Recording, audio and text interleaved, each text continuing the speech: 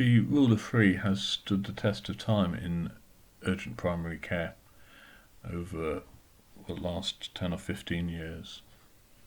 The rule applies to children and adults. The urgent care clinician should consider seeking paediatric review if the child has seen any healthcare professional 3 times in the previous 72 hours, using 72 hours as a guide, not an absolute. The adults are clearly unhappy if they contact health professionals 3 times in 72 hours, and we would urge a face-to-face consultation, excluding the current COVID pandemic, where a video consultation may be more appropriate. You should shorten your triage and generally not try to finish the call with advice, because if there is an adverse outcome, the adult is going to be significantly more likely to complain. We developed the rule that adults presenting with a fever of 40 or greater should be referred to the medics for assessment and bloods, including blood culture, following the death of a 45-year-old lady. In a previous role, I was also a hospital practitioner on a stroke rehab unit, and noted that adults presenting with a temperature of 40 were most uncommon. Those with pneumonias will often have a temperature greater than 39, but rarely greater than 40. We also undertook an annual audit as part of our action plan, and I would identify 10 or so patients per year presenting to AB UHB out of hours, with a population of 600,000 with a temperature of over 40. So we are not significantly impacting on secondary care with this rule.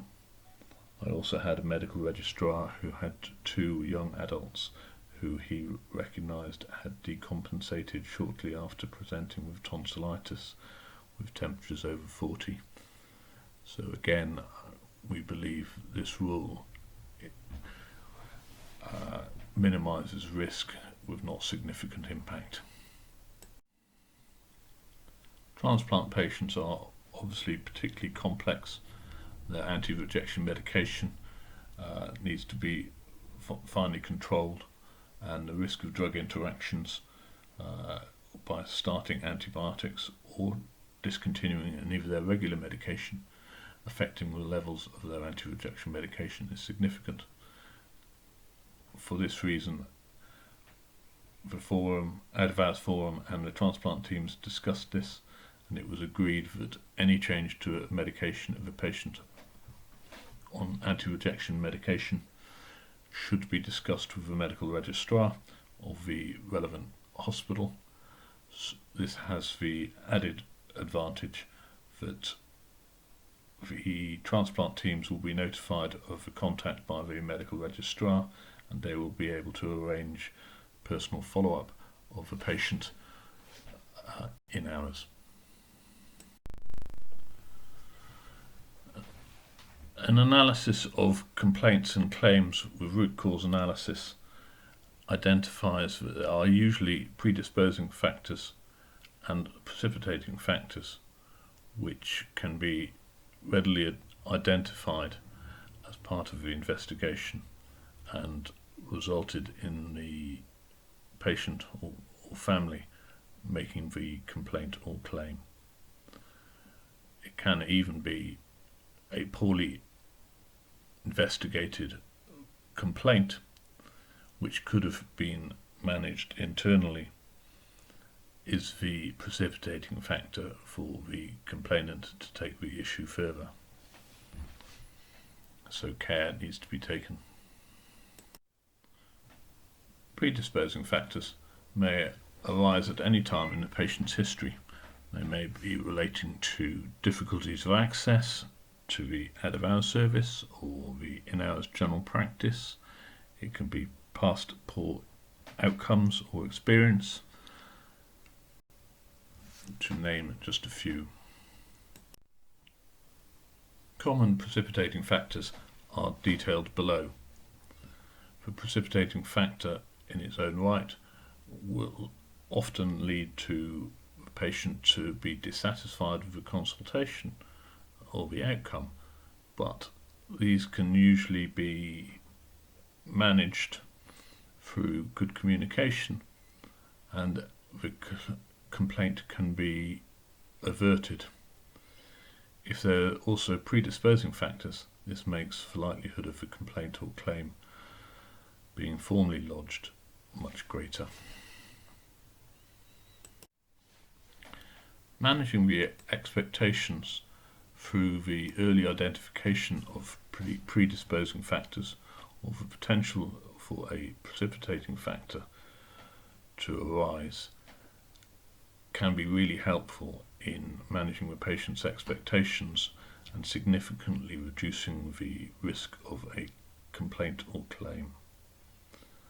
If clinicians, particularly triage clinicians, identify predisposing factors of poor access or difficulties getting through or long waits, if these can be highlighted to the clinician seeing the patient face to face, whether that is in the out-of-hours primary care centres, a home visit, or even secondary care, again, it enables that clinician to be slightly more empathetic and considerate to the patient's expectations, and hopefully reducing the risk of a precipitating factor arising, causing the complaint to be lodged.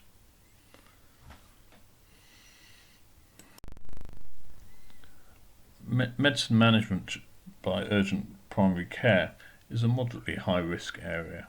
We don't know the patients, we may not have got a full medication drug history. Allergies can be confusing, particularly if the IHR is unavailable. The risk of drug interactions with antibiotics, warfarins and statins needs to be considered given the high prescribing rate of antibiotics during the out-of-hours period. Another example where medicine management can cause complaints is through drug misuse.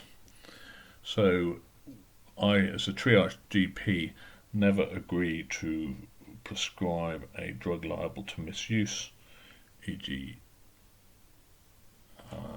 Benzodiazepines, methadone, unless I am very clear that the person who might need to sign the prescription is happy to progress before the patient is seen. So, for example, if I identify there's a patient on methadone the pharmacist has phoned up and said there is a problem with the prescription and they haven't had their methadone, and they normally collect it from the patient, but he can't dispense it against the prescription on a bank holiday weekend, for example, I would normally phone or message the primary care GP in the primary care centre and say that I've satisfied that this is a genuine area where the patient is not trying to manipulate the system, and confirm they are happy to issue the repeat methadone script for 1 or 2 days as needed.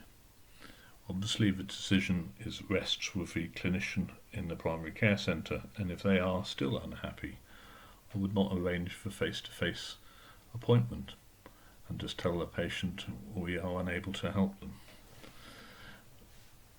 We do this as a method of being aware that we must not set up our colleagues for a fall or a confrontational consultation, and prevention is better than cure.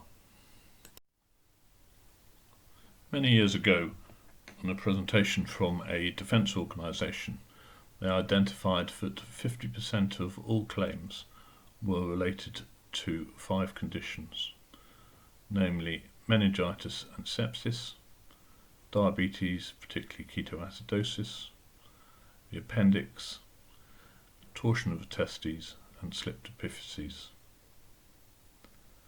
Many of these conditions will present for the first time in your teenage years. Therefore, having a conscious effort to exclude these conditions, particularly in adolescents, children, will reduce the risk of a claim by 50%, which will make us all feel more comfortable in the future.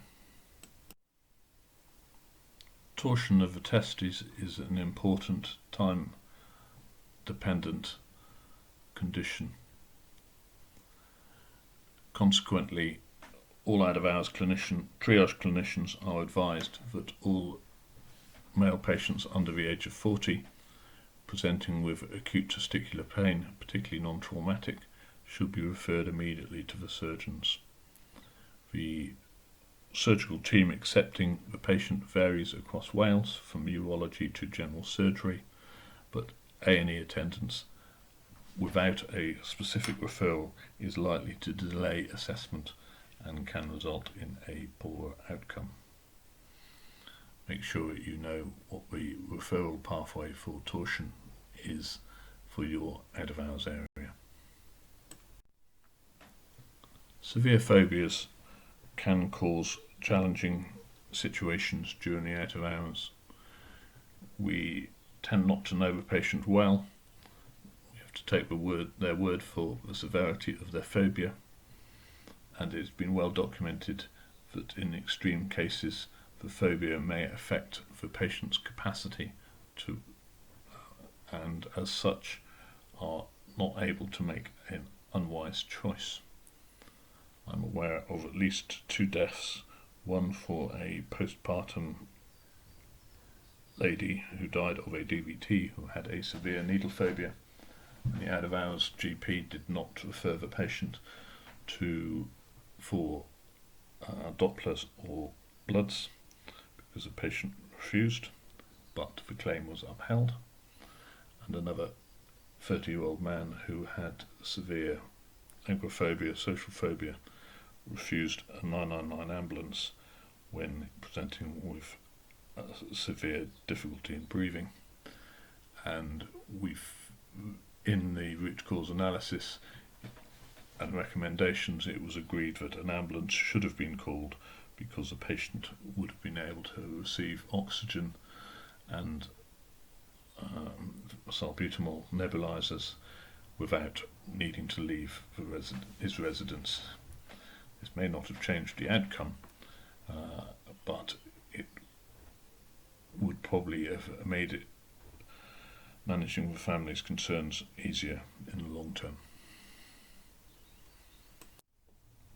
Patients presenting with alcohol dependency and or alcohol intoxication can be challenging in the out-of-hours. Again, we tend to know the patient poorly. They can often present in a chaotic fashion and be poor historians. So one needs to take extra care in assessing these patients. We must also make sure that we recognise that acute alcohol withdrawal syndrome is a life-threatening condition and needs to be managed separately from requests for detox, which we tend not to get involved in during the out-of-hours period, referring a patient to the local alcohol substance misuse service.